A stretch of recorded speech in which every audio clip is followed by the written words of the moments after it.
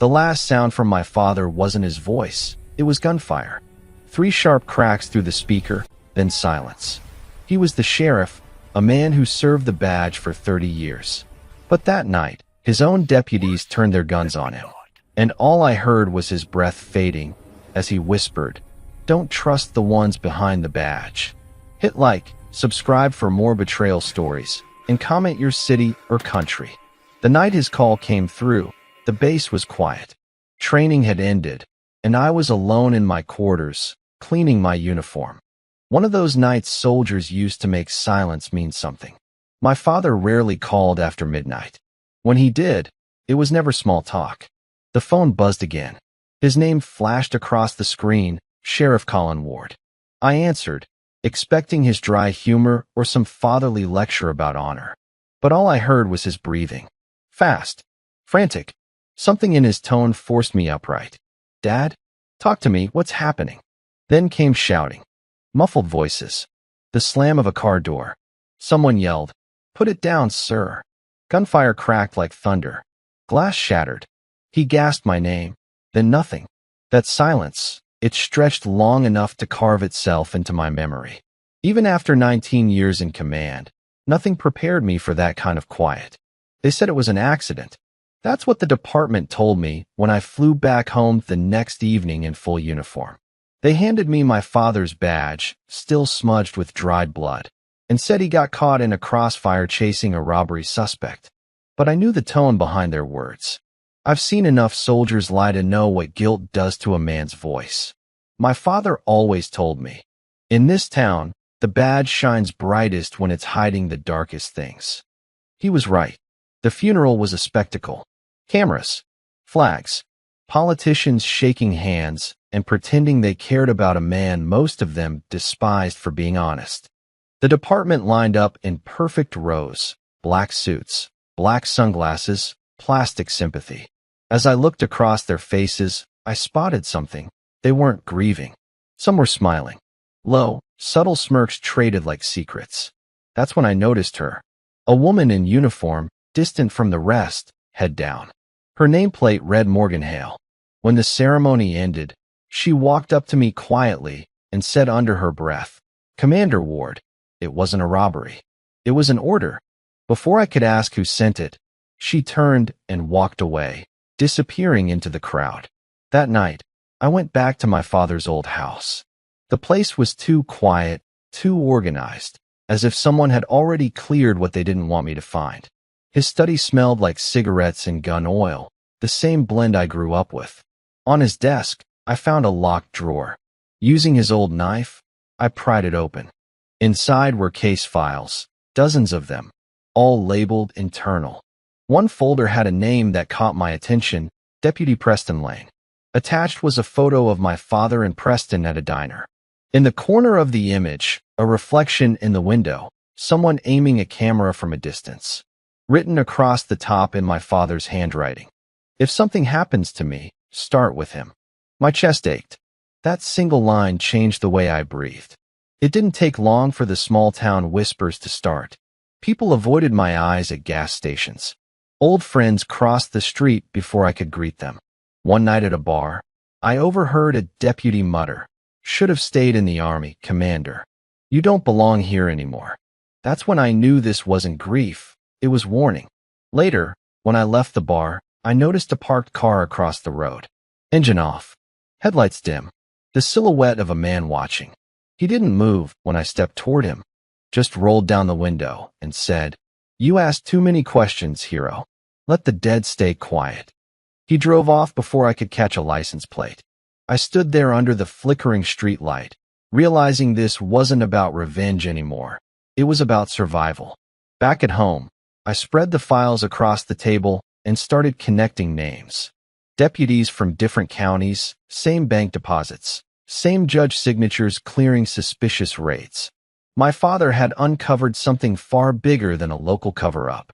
At the bottom of the last folder, I found a small digital recorder. I pressed play.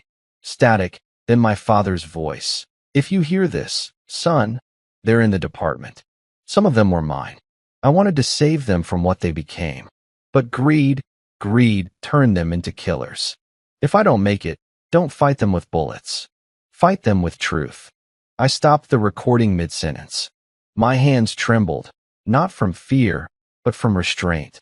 A soldier learns patience, but a son learns grief differently. I called Morgan the next morning. No answer. Her number rang twice, then a robotic voice. This number has been disconnected.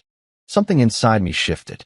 That's when I decided I wouldn't let this become another buried story. I'd find every man involved in my father's death, and the world would know exactly what they'd done. Over the next few days, I stayed off the radar. Changed cars. Avoided hotels. Operated the way I once did behind enemy lines. Always moving. Always listening. Every trail led to one man, Deputy Preston Lane. He'd been promoted suddenly after my father's death. Same man my father had marked. The same man now guarding the department's evidence lockup. I drove out to his house at dusk. It was empty, but his dog barked at the door like it knew me. Inside his mailbox were two items, a court summons and a torn photograph of my father and a young Preston, smiling, friendly, trusting. On the back, we were brothers once. That night, I sat in my truck outside my father's old station, staring at the building that used to stand for justice. Through the glass windows, I could see the plaques, awards, and officers laughing at the front desk. The same men who lowered his casket 2 days ago. I gripped his badge in my hand. It felt heavier than any gun I'd ever held. Lightning flashed, cutting through the night. And for the first time since his death, I whispered to the empty air, "You didn't just lose your father. You lost the man who taught this town what truth looked like."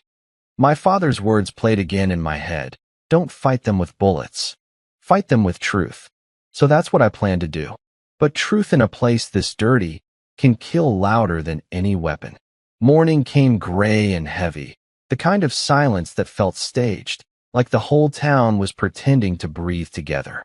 The rain hadn't stopped since the funeral, and puddles formed around the sheriff's office as I parked a block away. My father's badge rested on my lap, faint sunlight glinting off the nick where the bullet had grazed it. The same men who once saluted him now walked in and out of that building laughing, carrying boxes of evidence they'd probably tampered with.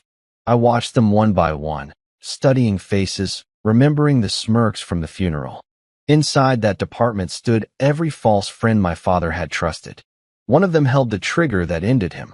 When the clock hit 9, a familiar truck pulled up. Preston Lane, the same deputy whose file my father left behind. I remembered his face from childhood birthdays and fishing trips. He used to call me Soldier Boy before I even wore a uniform. Now he stepped out of that truck with arrogance carved into his walk, shaking hands with the new chief like he'd earned the right.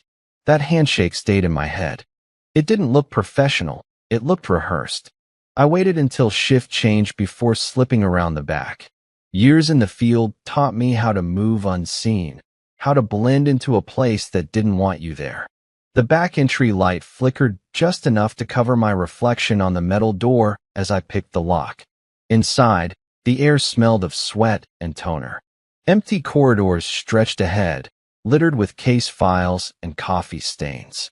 My father's old office door was locked too, tempered glass sprayed with industrial cleaner to erase his name tag. But the cleaner missed one thing, the faint outline of his name etched under the surface. I pushed the door open. Dust swirled like ghosts. His desk was empty except for a single picture frame flipped face down. When I turned it over, there we were, him, Preston, and me standing in uniform, smiles stretched, unaware of what we'd become to each other. The picture cracked when I set it down too hard. Inside the desk drawer, hidden beneath a false panel, I found an ID card that didn't belong to my father.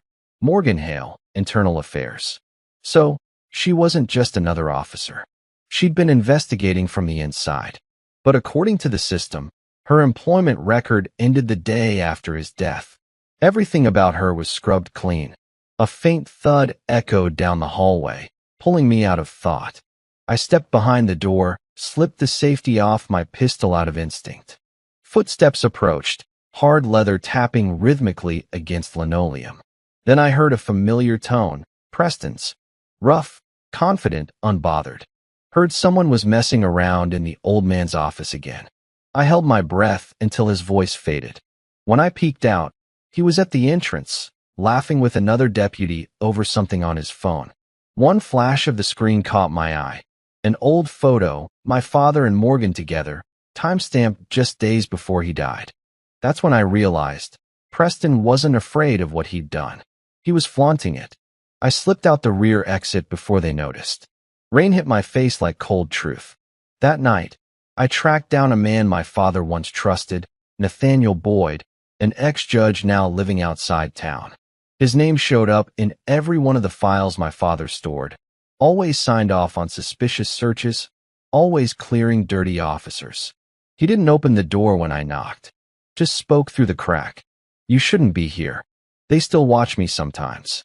The fear in his voice was confirmation enough. I left a card with my number, no words exchanged. Sometimes silence reveals more than questions ever will. On the way back, headlights appeared behind me.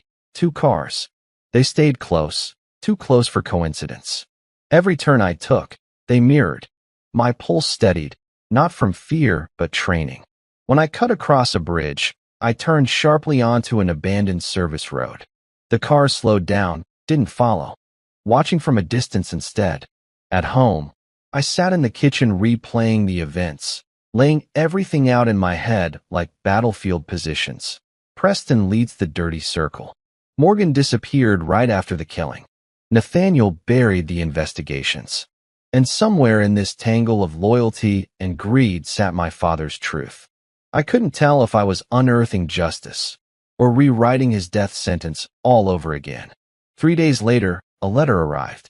No return address, just my name written in block letters. Inside, a single photograph. My father lying across his kitchen floor, time-stamped minutes before the supposed shootout. That meant someone had been inside his home before it happened, someone close. On the back was a message. He trusted all the wrong brothers. I sat motionless. My father's words echoed again. Don't fight them with bullets. Fight them with truth. But truth doesn't come free. It costs you everyone who ever smiled in your direction.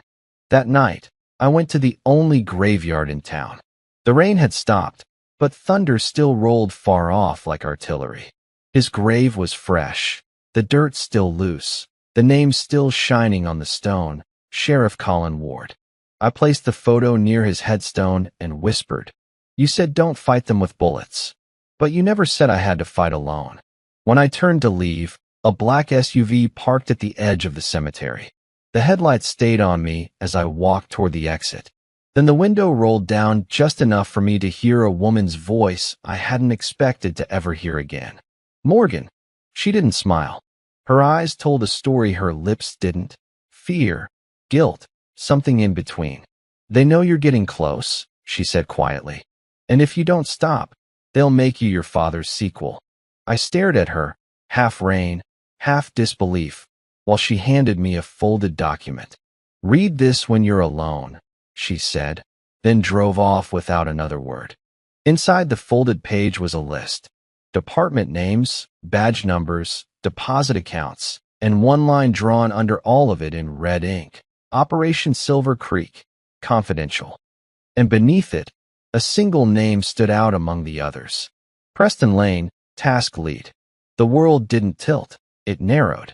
Every sound around me shrank to one pulse inside my chest. The truth wasn't beneath the surface anymore. It was right there, staring me in the face. That night, I packed my service pistol, the badge, my father's files, and the list Morgan risked her life to give. Whatever Silver Creek was, it meant something worth killing for. And if I had to walk through every shadow my father tried to expose, I'd do it not for revenge, but for peace. Because sometimes, silence isn't loyalty, it's guilt.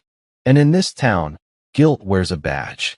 The storm finally broke that morning, leaving the streets washed clean, like the town wanted to pretend nothing rotten hid beneath it. The quiet was unnatural, too neat, too staged. I hadn't slept since Morgan's warning, her voice still pressing in the back of my mind. By noon, A mail truck stopped near the edge of my driveway. The driver didn't look at me, didn't wave. He just dropped a thick envelope into the box and drove off faster than he should have. No return address. No postmark. I took it inside, dropped it on the kitchen table. My gut twisted. Army years teach a man how to sense danger long before it shows its face. The edge of the envelope was torn, like someone had opened it once and sealed it again. I slit it open with my knife. Inside were 6 glossy photographs. The first was my father, sitting in a diner booth I didn't recognize. Across from him, Preston Lane and 2 officers I'd never seen. The second photo showed the same group outside the sheriff's office, arguing. The third, my father alone by his patrol car, hands raised. The fourth photo stopped me cold. 3 deputies. Muzzle flash. My father falling. Written on the back of that one sentence. He was warned. So are you. My stomach nodded, not from fear, but rage. Whoever sent it wanted to rattle me. They wanted me to stop looking. But it only sharpened my focus. That evening, I drove out to the diner pictured in the photos. It was 30 minutes outside town, half burned from a kitchen accident 2 years back. What remained was a hollow shell of blackened beams and glass shards. Inside the wreck, I found spray-painted words on one wall. Silver Creek never dies. The same phrase written across the list Morgan gave me. My flashlight flickered across something beneath the floorboards. An old evidence box burned at the corners. It was marked SC-47. Inside were empty shell casings and a rusted badge tag belonging to a deputy named Blake Carter. The department listed him dead for years. So why was his badge in a box under a crime scene? I packed the tag into my pocket. Someone tried to bury every thread my father tugged on, but the dirt was never deep enough. As I stepped outside, a noise snapped from behind the diner, boots crushing gravel. My instincts kicked. I dropped low behind a half-collapsed counter. A car engine purred. Headlights cut through the darkness. Then, bullets shattered the windows. Glass exploded, pieces raining across the floor. I crawled out from the side, pulled my weapon, fired a warning shot toward the car's tires, but the shooter didn't slow.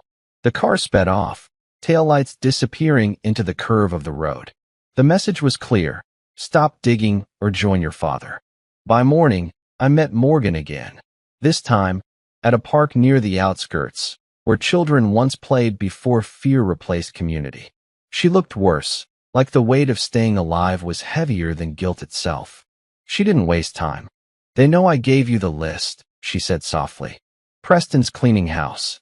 Anyone tied to Colin Ward is on the ledger. Silver Creek, I said. What is it? Her eyes darted across the empty park. An off-the-books sting your father started years ago. He was building proof that a network of officers, mostly deputies and transport cops, were running weapons through confiscated shipments. Preston was supposed to help him shut it down. Instead, he took it over. My father tried to fix the system and drowned in it. Morgan handed me a small flash drive wrapped in tape. That's all I could save before they purged the servers. Leave town, Commander. These people don't arrest, they erase. I looked at her hands, trembling so slightly she didn't notice. If you're scared, go underground. She shook her head. There's nowhere left safe to hide from them. Before I could stop her, she left. No words, no explanation, just the sound of footsteps fading into distance. That night, inside my father's old study, I plugged the flash drive into his rusted laptop. The screen blinked to life, ghostly blue. Dozens of file fragments appeared, audio logs, reports, bank records. The most recent entry was from 2 days before his death. His voice again, tired but steady. Preston's growing bold. They've turned incoming evidence vans into smuggling routes. If I can't submit the proof myself, I'll bury it where only blood can uncover it. The call logs following the file showed 3 attempts to dial the same number, Preston Lane, right before the recorded time of his death. I sat in the dark, lit only by the laptop glow, piecing everything into one timeline. My father exposed an internal smuggling ring. Preston hijacked it and silenced him. Morgan uncovered the cover-up, tried to help, and now every name tied to either was disappearing. Lightning cracked outside, rumbling low and close. When I looked back to the window, a pair of headlights glared through the curtains. The outline of a car parked just beyond the fence. I shut the laptop, grabbed my weapon, cut the power to the house. Footsteps sounded outside. 2 pairs, slow, deliberate. Boots again. I moved down the hallway silently, years of training taking over. The front door rattled once, twice. Then quiet. Seconds later, glass shattered. A bullet split the picture on the wall, my father smiling, the frame bursting apart. I aimed low, fired back once, disabling the porch light and buying myself a second of anonymity. When I peeked outside, the intruders were gone. Just burned tire marks on the dirt road. They weren't trying to kill me yet. They wanted fear to soften me first. But that was their first mistake. They thought I was my father's son in grief. They forgot I was a soldier still breathing restraint, and restraint can be deadlier than rage. I turned the badge in my hand again and whispered to the silence, "You took his life. Now I'll take your secrets." That night, I didn't sleep. I sat by the window, listening to the wind move through the empty street. Every shadow a lesson. Every flicker of light a reminder that survival was now a skill I'd have to relearn. Somewhere out there, Preston thought the truth died with my father. But truth doesn't die. It waits for the right hands to lift it again. The rain returned by dawn, light at first, then pouring like it wanted to erase the last 24 hours. I hadn't left the house. The shattered picture frame still lay across the floor, my father's frozen smile sliced by the bullet that missed me. The air smelled like gunpowder and rainwater, and something heavier, something that used to be safety. I replayed his old recording again, the words dissolving into static halfway through. Beneath the hiss, faint voices overlapped, a woman and a man arguing. When the noise cleared for just a second, a name broke through. Morgan. She'd said she couldn't help anymore. She'd walked away. But my father's files proved she'd been deep inside Silver Creek long before any warning ever reached me. And if her voice was on that recording, it meant she wasn't just an informant. She'd been part of it once. By noon, I traced one of the account numbers from the flash drive to a shell company in her name. A company shut down after my father's death. Maybe fear forced her out. Maybe guilt. Either way, she owed me truth. I left the house the way I'd leave a base. Careful, silent, expecting fire from every direction. Her address sat across the river, a weather-torn trailer parked behind an abandoned feed store. 2 cars sat out front, both with plates belonging to other counties. I parked downwind and approached through the tall grass. The front door stood half open. Inside smelled like metal and antiseptic. The only sound was a small generator humming, feeding power to a single lamp on the table. Morgan sat there, wrapped in a blanket, a cut above her eyebrow stitched by shaky hands. The gun beside her was cocked, but pointed at the floor. "I figured you'd find me," she said quietly, eyes fixed on the lamp's glow.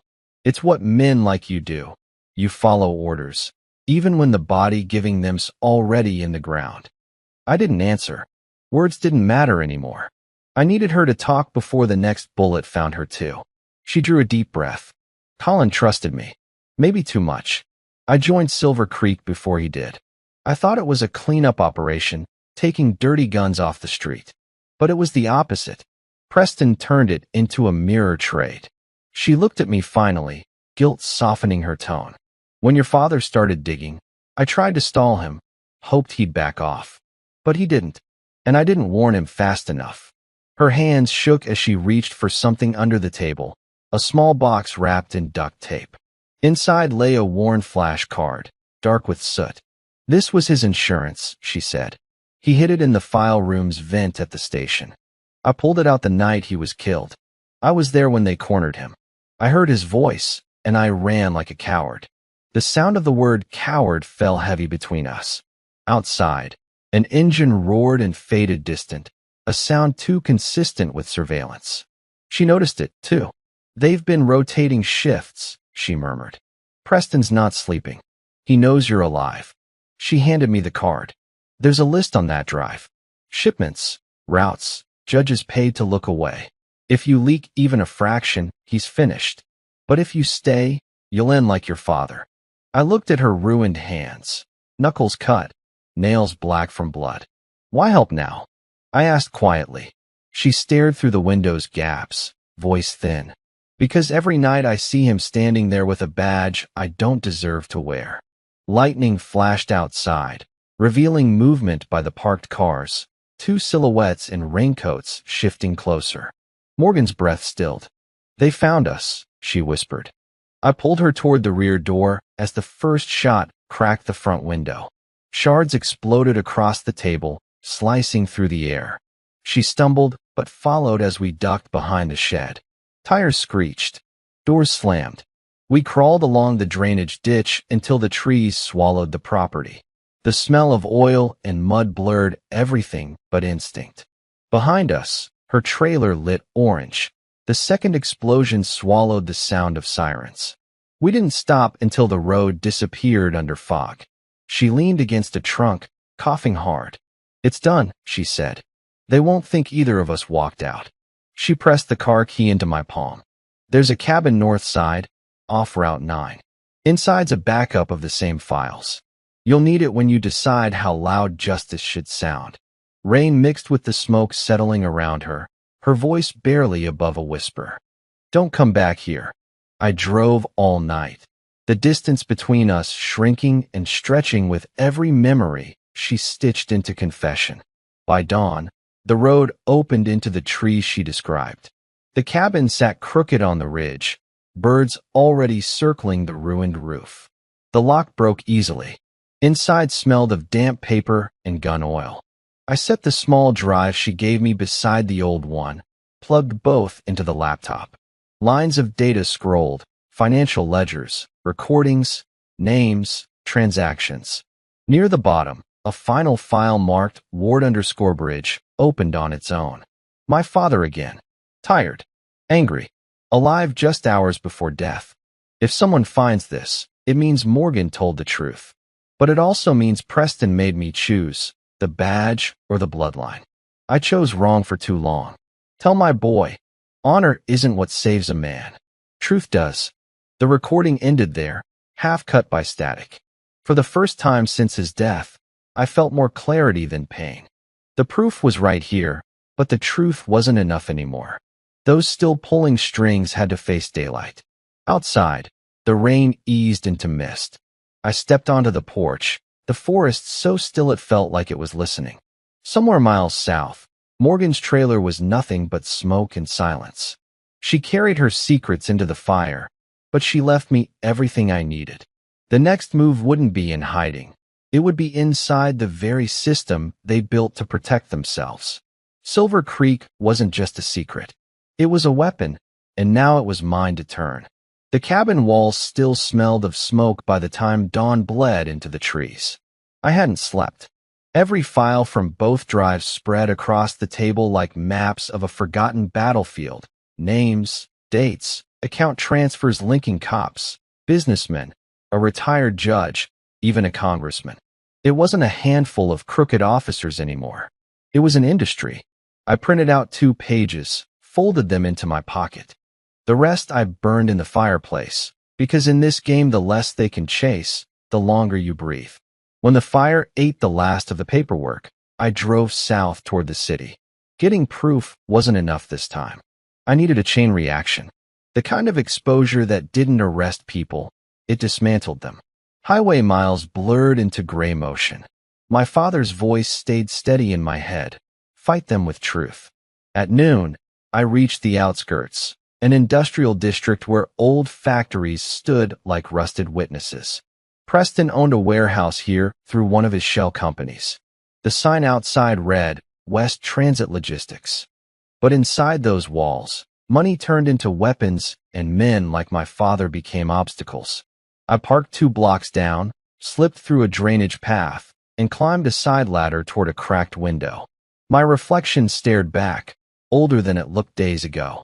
Through the glass, I saw Preston talking with two men in suits over crates marked evidence disposal. Rangers used to call that kind of posture the calm before wrong. One of the men held a tablet displaying my father's signature on a seized weapons manifest, dated a week after his death. They'd forged every record to rewrite history. I recorded everything with my phone camera, keeping my breathing steady. Then one of the men turned toward me, young, alert, cleaner shoes than he should have worn in a warehouse. His eyes landed on the faint shadow of my movement. I stepped back, pressed flat to the wall as the light swept across the window. A voice shouted orders. Boots clattered on concrete. No hesitation this time. They knew someone was here. I jumped from the second floor, landed hard behind a stack of barrels, and sprinted toward the rear exit. The first shot cracked the metal beam above my shoulder. I hit the door running. The alley opened into blinding light, rain-slicked streets shining like mirrors. I threw myself behind a dumpster, caught my breath, then disappeared into traffic before they could corner me. That night, I hid at a motel near the river. The television flickered between static and local news. Nothing about Silver Creek. Nothing about the explosion at Morgan's trailer either. It was as if the town had collectively decided not to remember. I connected my laptop to the motel Wi-Fi, uploaded the footage. The transfer bar crawled slow, like fear wearing a progress bar. Once finished, I encrypted it onto a hidden drive and sent an anonymous copy to a contact my father once trusted, a journalist named Fiona Marks. If anyone could make truth louder than gunfire, it was her. After sending it, I cleaned the gun, checked every window, then finally sat on the bed. The mattress sank lower on one side, and the mold on the ceiling traced patterns like battle plans. Sleep came late and restless. At one point, I heard footsteps outside, the slow, methodical kind.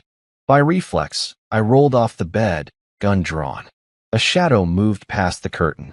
Then nothing. Just the low hum of traffic. Dawn came again, colorless and dull. I left the motel before checkout, taking only what fit into a single bag. The world shrinks fast when you're hunted. Midday, Fiona called from a disposable number. "You weren't joking," she said. "These files, they implicate half the department. And not just them. There are bank transfers to a judge named Boyd, maybe the same one your father prosecuted last year. Nathaniel Boyd, the retired judge who wouldn't open his door." My pulse tightened. "He's still covering them," I said. "He signs off every search warrant they need to bury cases." "I'll dig into his background," Fiona replied. "But whatever you're doing, be careful.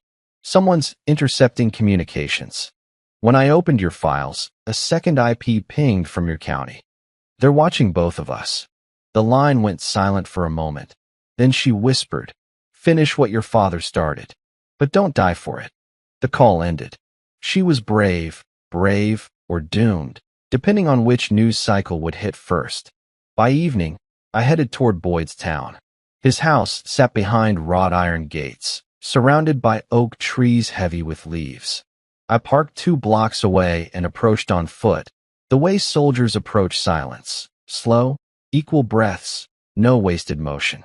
Through a window, I saw him sitting under a lamp, papers spread before him, glass of bourbon untouched. His shoulders slumped like guilt bent them. I could almost hear the kind of breathing a man does when his conscience finally wakes. A movement behind me broke the trance, a shape in the dark, reflection of steel. I turned just as a gloved hand struck the back of my neck. Pain flashed white. I hit the ground, rolled, swung low, connected with the attacker's knee. He fell sideways, mask shifting. I saw enough of his face in the moonlight to recognize it. One of Preston's men.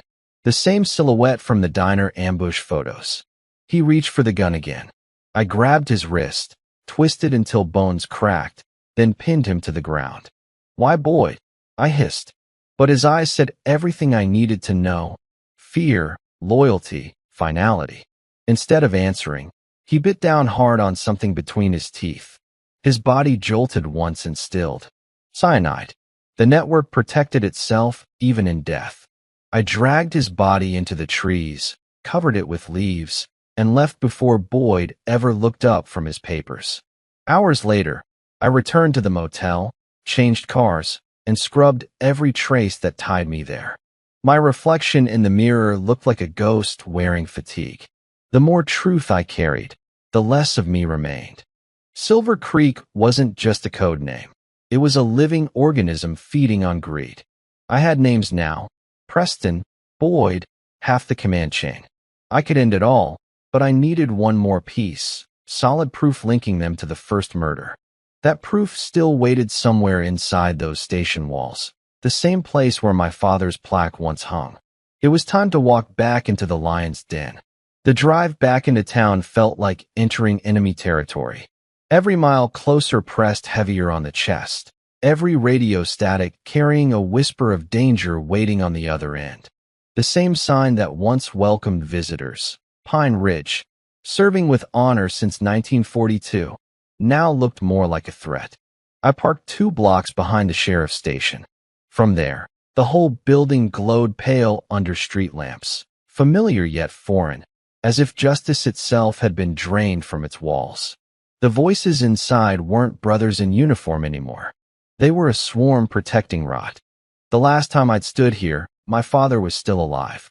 He'd walked out that front door, badge pinned straight, thinking his honesty made him untouchable. Now, 19 years of my discipline felt useless against what I had to face. I entered through the rear maintenance door just before dawn, blending through shift change. The uniform hanging on the back shelf didn't fit perfectly, but it passed a glance. I pulled the hat low, kept the shield facing forward, walked like I belonged. The hallways buzzed with idle talk, laughter sharp, mean, unnatural. Preston's office light burned upstairs, glimmering against glass. Through the narrow slit of the blinds, I saw him leaning over his desk, speaking with another officer. He looked different under fluorescent light, smoother, wealthier. A predator learning to smile better. I slipped into the archives room on the lower floor, where old evidence logs gathered dust. The surveillance hard drive I needed should have been labeled Station Perimeter 11/04, the night my father died. But where the file box should have been, there was only space. Someone had already taken it. A note pinned to the inside wall read, "You can stop pretending you're alone." The sound of boots echoed behind me, steady, exact. I turned slowly. Preston stood there, hands folded, smile crawling like rust. "You really thought we wouldn't see it coming, Commander?" He stepped closer, the smell of gun oil and arrogance thick in the air. "That footage you took in the warehouse, you sent it somewhere, didn't you?" I kept my stare fixed. "You mean the footage where you lied on record about my father?" A flicker crossed his face, a crack no man could hide. He looked to his left, then whistled. 2 deputies entered, rifles slung. "Take his phone, his gun, everything," Preston said. "We'll handle this quietly." They moved in too close. Years of training uncoiled. I ducked, twisted one arm, threw the first into the shelf. The second swung wild. I blocked, countered, caught his jaw clean. The impact threw both men into the stacked crates. Preston stumbled backward as I aimed his fallen deputy's rifle at him. "You pull that trigger, every badge in the state will wear your face on a kill order," he said, voice low but shaking. 85 officers just swore revenge at roll call this morning. You really want that smoke? The number echoed in my head. 85 cops swore revenge. He wasn't bluffing. The system had already turned into an attack dog, and I was the intruder. I lowered the rifle inches from his chest. "They already killed the wrong man once. Tell them they can try again." Before he answered, I slammed the butt of the gun into the light switch. Darkness filled the room. I moved fast, out the back hallway, through the emergency door, down into open rain. Bullets followed, sparking off the concrete behind me. By the time I reached my car, the radio in the town square already blared an alert. "Attention, former Army Commander Victor Ward, armed fugitive, suspected in assault and theft within the department. Dangerous. Approach with caution." My father's name in reverse, Ward. They twisted everything, even the bloodline. I drove north through back roads, headlights off, rain slicing through the windshield like gunfire. My thoughts tangled. Morgan's warning, Boyd's cowardice, Preston's smirk. Then Fiona's voice from earlier returned like a ghost. Don't die for it. But the truth never survives without sacrifice. Somewhere between the hills, I pulled into an abandoned fuel stop. In the rear trunk, I kept a military-grade radio I'd salvaged years back. Tuning through static, I caught the police scanner's coded chatter. Units 42 through 88. Permission to execute warrant if contact occurs.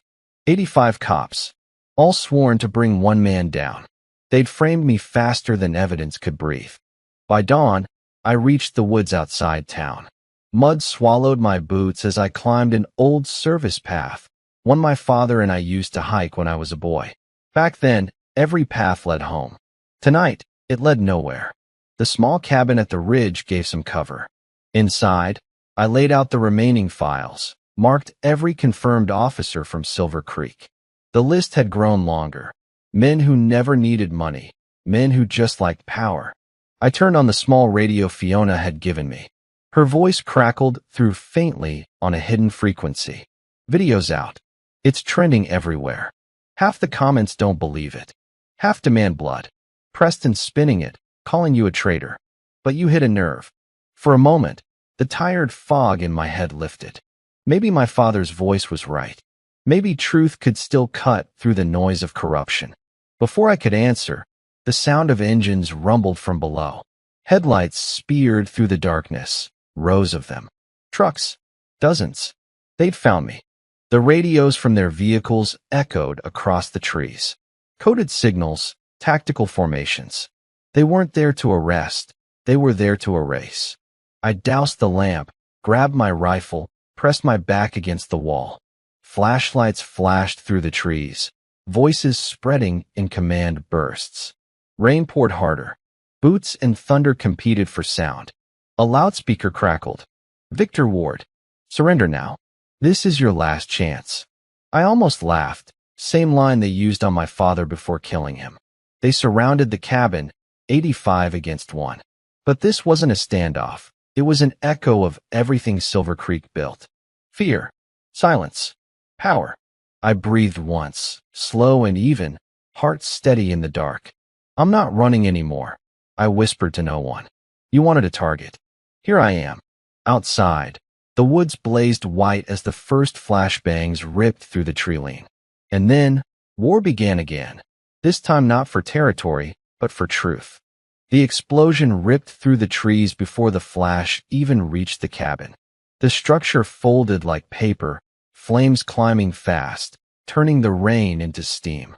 I hit the dirt hard, the force throwing me halfway down the ridge. My ears rang, the air thick with smoke and dust. Through the blur, flashlight beams cut the dark. The woods crawled with movement, men shouting, radios barking codes. I couldn't see faces, just the cold rhythm of boots advancing. I crawled toward the hollow logs near the creek, the same place my father once used to hunt years ago. The habit saved me now, instinct first, fear later. When the second blast hit, chunks of flaming debris scattered, brightening the forest into brief daylight. Gunfire followed, short bursts, organized, corners closing in. I moved between tree shadows, fired twice to cover a shift, and kept low. Every shot aimed at silence, not death. They wanted me gone.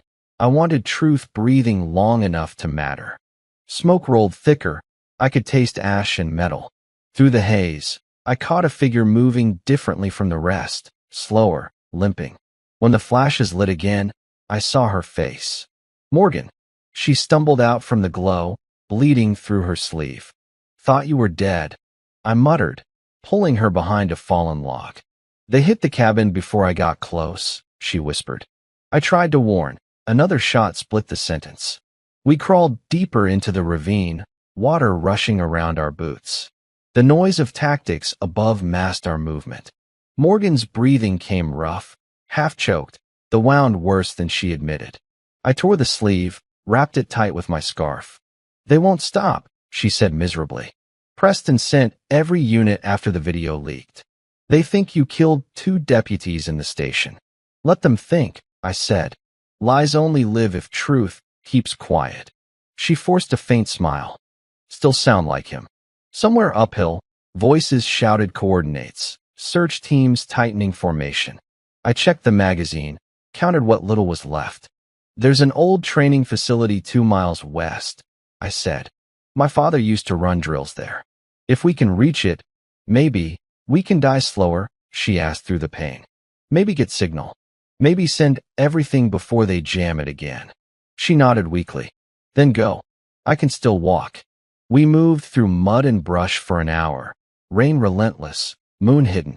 By the time the ground leveled, the outline of concrete buildings rose from the fog. Cracked walls, rusted gates. The old training compound. Inside, remnants of gunfire marks traced years of history. I found the power room, flicked a switch that sparked but held. Dim emergency lights blinked alive, washing the space orange. Morgan collapsed against a wall, pale. You ever wonder why your father kept fighting? She murmured. I loaded the files onto an old field laptop. Because the badge was supposed to mean something.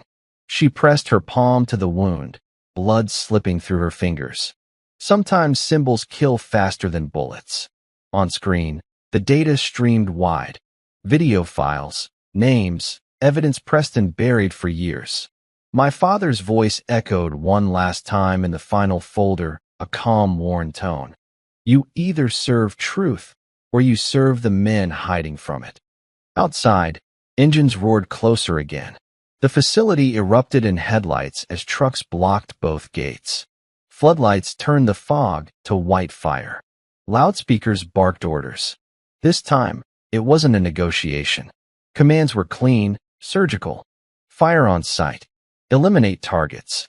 I disconnected the laptop, hid the memory drive inside my jacket. Morgan tried to rise, but faltered halfway. Go, she rasped. They need what's on that drive more than they need me. But I shook my head. No one dies cleaning up their mess alone. Bullets tore through the windows, sparks raining in streaks. We ducked behind a steel divider. The blast shook the floor. Fire crept from the hall where a gas line snapped. Smell of smoke and paint mixed thick. I grabbed Morgan by the arm, dragged her toward the back exit. Each step screamed time running out. Flames climbed the walls, swallowing ceiling tiles. When we burst through the rear door, the night was alive again with light and chaos. Half the forest burned red. The other half shivered under rain. 2 squad cars flanked the hill road ahead. Officers ready, rifles lifted. I fired once high, glass shattering above their heads. Confusion bought seconds. Seconds opened distance. We dove into the ditch, rolled under the barrier fence. Behind us, the entire building cracked open in one thunderous roar. Fireball lifted high, coloring the clouds blood orange. Heat licked the grass, ash falling like snow. We lay there breathing hard, faces muddy, rain sizzling against what was left of that facility. Morgan turned her head toward me, voice faint, nearly gone. That was his place, wasn't it? I nodded.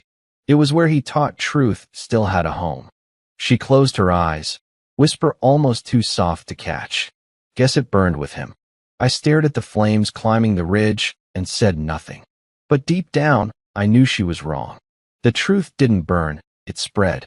By sunrise, what was left of the facility smoldered black, smoke reaching miles into the sky. The town would wake to headlines about another fugitive explosion.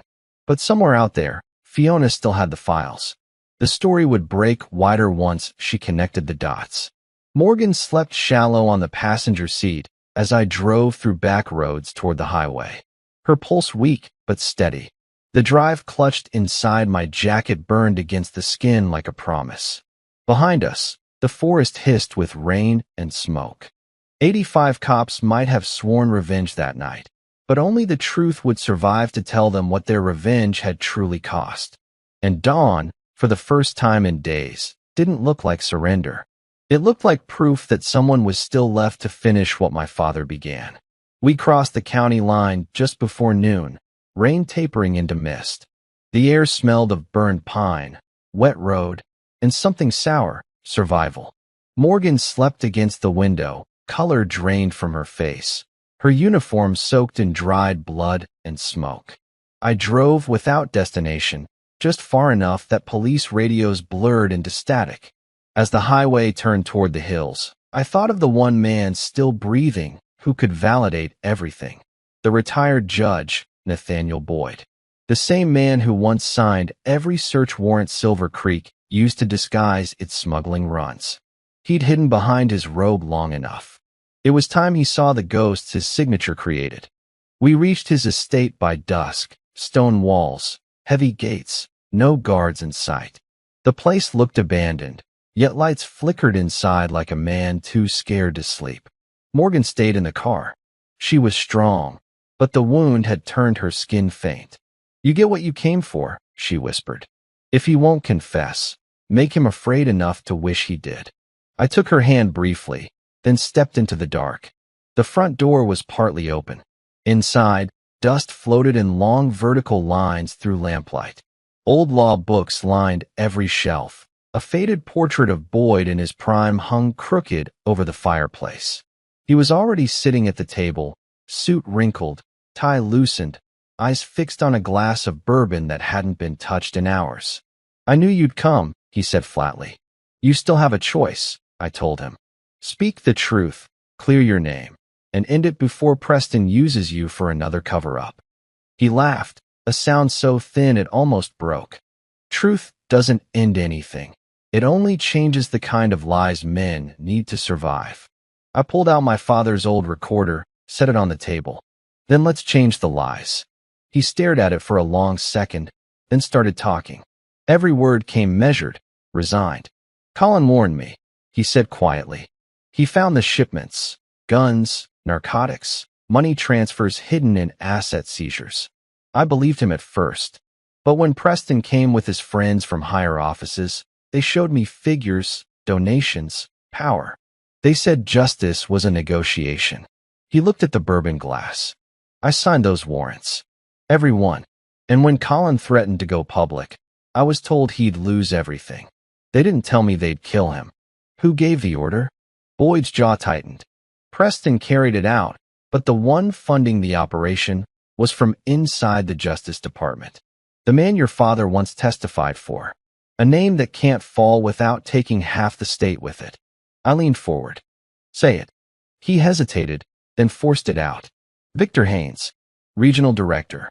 The same man pinned medals to my uniform years ago. A man I'd once saluted." The room fell silent. Just rain, low thunder, and the hum of Boyd's guilt vibrating through the space. "I kept the documents," he confessed. "Copies of everything Preston sent. It's all in a safe downstairs, behind the wall vent." I followed him down to the basement. The air there was cold, damp, smelling of rust and mold. Boyd's hands trembled as he turned the lock and opened the safe. Inside were dozens of files, sealed drives, photos, transaction lists. The missing pieces of every unanswered why. As I packed the evidence into my bag, he stayed by the door, eyes glassy. "You'll make me pay for this," he said softly. "But I already have. I wake up every night hearing your father's voice." "No," I said. "You hear your own." When I climbed back toward the main room, lightning flashed through the window, showing movement outside. Headlights slipped behind the trees. Preston never came himself. He sent hunters. "Stay inside," I told Boyd. "You're safer confessing than hiding." But Boyd shook his head. "There's no safety left." He walked to the desk, pulled a gun from the drawer, and turned toward me with a strange calm. "Make sure the world sees this before they erase you too." Before I could speak, the shot split the room. The glass shattered behind him as he fell forward, the recorder still running. Upstairs, more engines stopped beyond the gate. I grabbed the evidence, ran through the back door into open rain. The pavement flashed under muzzle fire as deputies shouted orders. I darted between the hedges, vaulted the fence, and disappeared into the woods. Behind me, the house blazed orange, fuel and flame turning confession into ash. Another truth burned, but not before the recorder captured it. Boyd's words lived now on that tape. The who, the why, the rot underneath the badge. I ran until the lights faded. When I reached the car, Morgan looked up weakly, questions written in her eyes. I just said one word. Got it. She leaned back, relief and sorrow tangled. Then it's time. Time for what? For the world to know what justice actually costs. I started the engine, water streaming over the windshield, Boyd's blood still ringing in my ears. Tomorrow, I'd send everything to Fiona. Then I'd face whatever came next, truth exposed or body buried. The night after Boyd's death felt endless. Lightning flashed every few seconds, washing Morgan's bloody bandage in ghost light. I kept driving through the storm, every mile heavier than the last. The files from Boyd's safe sat in a sealed duffel on the back seat. Inside that bag lived everything. The beginning, the betrayal, the proof. When dawn finally cracked over the hills, I dialed Fiona from a borrowed phone. My voice came rough. It's time. She was already awake. Tell me you have it. I've got everything, I said. Signatures, wire transfers, off-book payments from Victor Haynes, and Preston's direct orders. The judge killed himself an hour after confessing. A long silence followed. Then Fiona said softly, "Send it all. I'll risk it." I used the burner's hotspot, breaking the upload into smaller encrypted packets. Each file pulsed toward her newsroom server, slow but steady. Truth didn't need hurry, it just needed endurance. By sunrise, the storm cleared. Morgan slept leaning against the window, weak but still breathing. I stepped out onto the roadside dirt, looked up at a sky finally clear after days of rain. For the first time, the air didn't taste of grief, it tasted of resolve. By afternoon, the first leak hit public networks.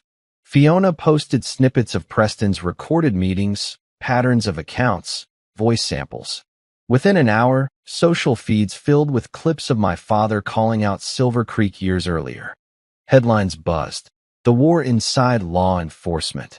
And then, Army commander's father exposed corruption, killed by deputies. By evening, my phone lines were melting. Reporters, old allies, strangers. It felt like the world suddenly remembered how to look. But public outrage wasn't truth's victory. It was only noise until justice followed. At sunset, I parked on a ridge overlooking the town. The smoke from Boyd's burned house still hung low in the valley. Every radio channel screamed contradictions. Some called me a hero. Others called me a murderer. Morgan stirred, whispering, "Did it work?" "The world's watching now," I said. She managed a faint smile. "Then he won." But before the warmth of her words could settle, blue and red lights flowered in the distance. Convoys, dozens of them, threading through the dark. Preston's counterstrike. The scanner on the passenger seat buzzed chaotic. Units converge at perimeter sector 8, suspect armed, accompanied by fugitive Officer Morgan Hale. Lethal force authorized. Lethal force, I repeated quietly. They weren't coming for arrest. They were coming for erasure again. I turned the ignition. We split. They'll track movement easier if we stay together. Morgan's eyes widened. "No. I finished this with you." "You already did," I said. "You gave me the evidence. I need you alive to testify, not to die proving loyalty." Before she could protest, I pressed her hand once and stepped out into the wind. "There's an old tunnel under the ridge," I said. "Go. Follow it south. Wait until dawn. You'll know when to come out." Her eyes stayed on mine for 1 second longer. Then she nodded, climbed out the opposite side, and vanished into the trees. I walked toward the clearing, hands steady, pulse measured. The approaching headlights painted the fog in streaks of red and blue. When they surrounded me, Preston led the pack, face hard, voice calm but distant. "Turn yourself in, Victor. This all ends tonight." I met his stare. "You said that about my father once." His smile flickered. "He was good. Too good for this world. So you gave him an exit plan?" He sighed. "You sent your files to the media, didn't you? They won't survive 24 hours. We still own every judge in this county. That evidence dies when I say it does." "But you don't own time," I said. And you're already out of it. Sirens wailed behind the convoy, a second wave rolling in. This time it wasn't just local police. Marked on the sides of the vehicles were 3 letters that changed everything.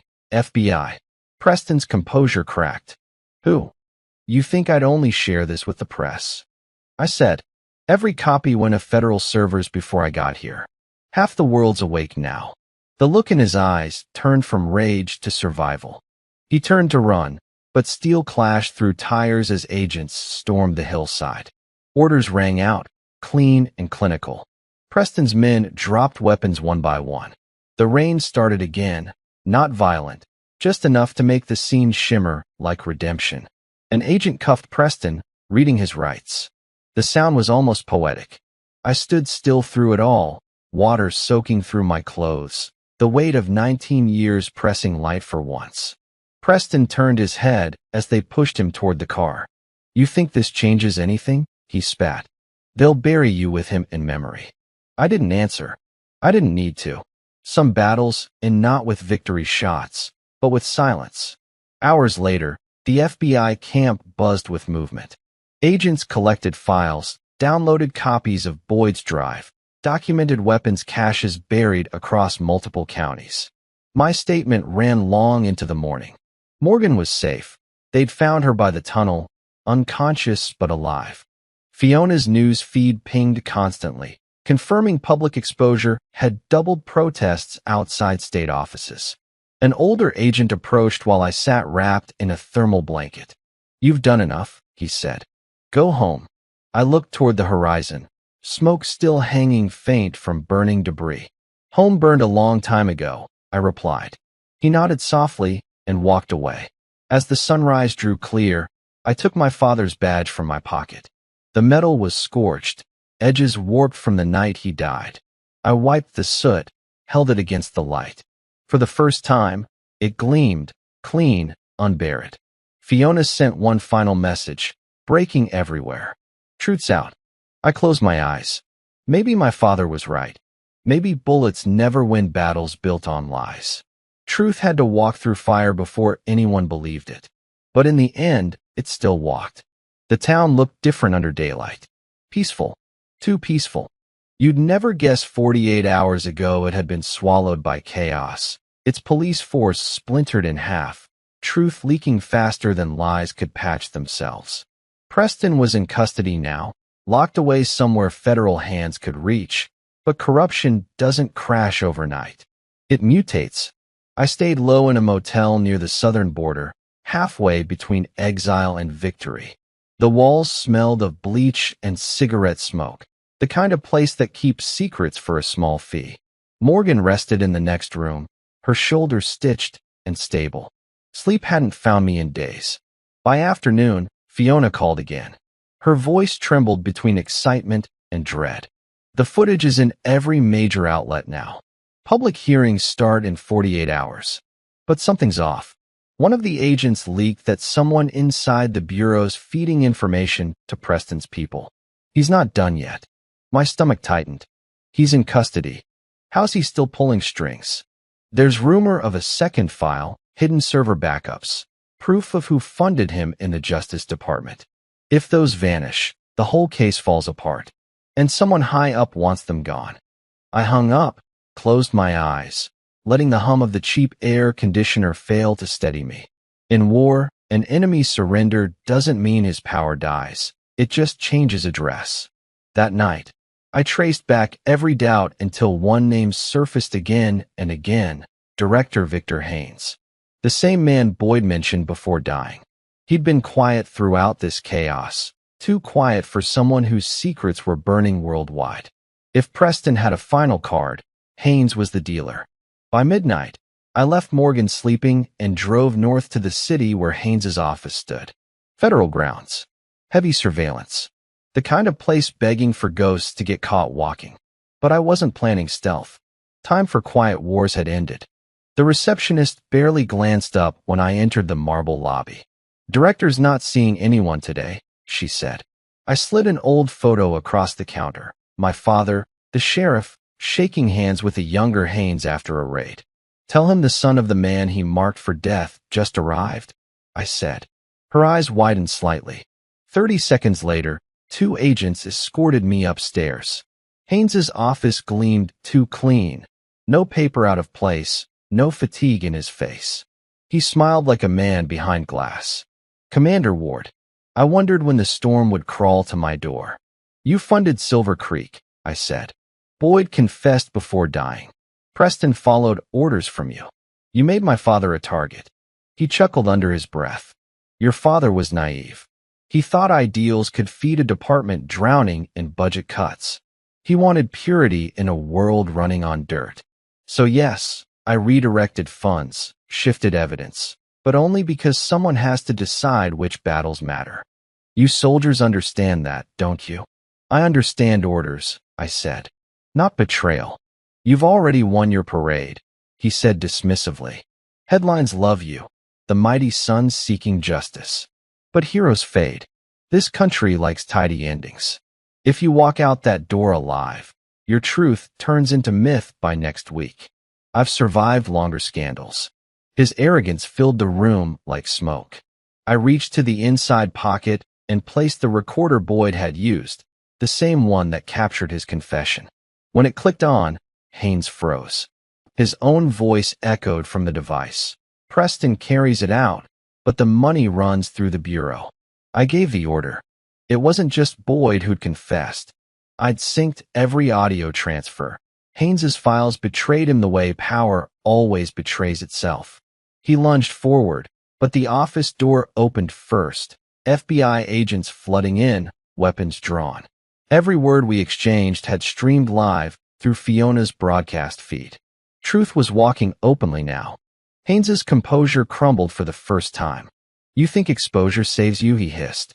Your country needs men like me. No, I said. It needs men like him. I dropped my father's scorched badge on his desk. It hit metal like a gavel. The lead agent read Haynes's rights. His face emptied of everything but disbelief. As they dragged him away, I stood silent, the badge gleaming faintly under fluorescent light. His reflection trapped inside it for a second before disappearing down the hall. Outside, rain returned, a quieter rain, washing glass and concrete alike. The city lights reflected in puddles like fractured memories. I called Morgan. Her voice was weak but alive. It's done, I told her. Then your father can rest, she said softly. Not yet, I said. Not until the badge shines for what it was meant to. She paused, then whispered, maybe now it finally will. I ended the call, stared out at the skyline bleeding gold and storm gray. For so long, my father's death felt like a wound that would never close. But now the ache had changed. It was no longer pain. It was the weight of peace trying to find somewhere to stay. By morning, Preston and Haynes shared the same headline. Federal corruption task ends in arrests. Agents combed through bank vaults, confiscated records, traced a decade of bribes. Boyd's name received an official apology. Fiona's voiceover played across every major outlet. A single family's tragedy exposed a network that lived unchecked for years. Justice, it seems, does arrive. It just takes the stubborn ones to drag it into the light. I turned off the television. Outside my window, dawn broke orange over the city. The storm had finally ended. Still, a quiet truth lingered. Victory never feels pure. Somewhere in the back of every win lives all the things you lost to get there. And yet, as I held my father's badge one last time, the mirror of metal catching daylight, it felt less like closure and more like continuation. The legacy he left wasn't justice. It was endurance. Morning came soft and clean, the first real sunrise in weeks. Not the dull gray kind that hides guilt, but a golden one, like the world was tired of darkness too. I stood at my father's grave, boots buried in wet earth, the wind whispering through pine leaves. His old badge rested on the headstone, polished finally, no blood left to stain it. For the first time, quiet didn't feel heavy, it felt earned. All around, the world had changed. Newspapers shouted names, departments broke apart, and families whose voices had been buried finally spoke. Preston's face glared from every headline. His confession caught forever on record. Haynes, the man who believed power could silence truth, faced charges that reached beyond our borders. Fiona's reports turned into a national storm. But for me, victory wasn't the sound of sirens fading into justice. It was this silence right here, the one my father always wanted. Morgan stood beside me, arm now healed, but voice still fragile. She set a single white rose on the grave. He'd be proud, she said softly. I looked down, half smiling. He'd probably scold me for breaking half the law to prove he was right. She laughed faintly. Maybe, but sometimes breaking the wrong laws fixes the right ones. We stayed there until the wind picked up again, scattering petals across the grass, like the earth finally exhaled. Later, I walked the edge of town where our old house once stood, rebuilt now, walls painted fresh. Kids played in the yard across the street, their laughter blending with distant sirens that weren't warnings anymore. A flyer blew past my feet, Fiona's headline again. Silver Creek, the lie that ended its own silence. I folded it into my jacket pocket and kept walking, because this wasn't about revenge anymore. It was about memory, about making sure no one wore that uniform to hide behind it again. My father used to say, "Justice isn't loud. It whispers in the hearts of those who paid the most to keep it alive." I used to think that sounded poetic. Now I know it was prophecy. That night, before leaving town for good, I sat alone on the old bridge, the same spot he'd loved at sunset. The city lights shimmered over the water, gentle and quiet. I switched on his old recorder, pressed play one last time. His voice came through faint but warm. "If you're hearing this, son, maybe it means you forgave the world before it learned to fix itself." The tape clicked off. I didn't cry. I just sat there in the glow of everything that had finally found peace. And as I stood to leave, one question lingered inside me, the kind that burns quietly long after the credits fade. If truth costs everything, would you still choose it over comfort?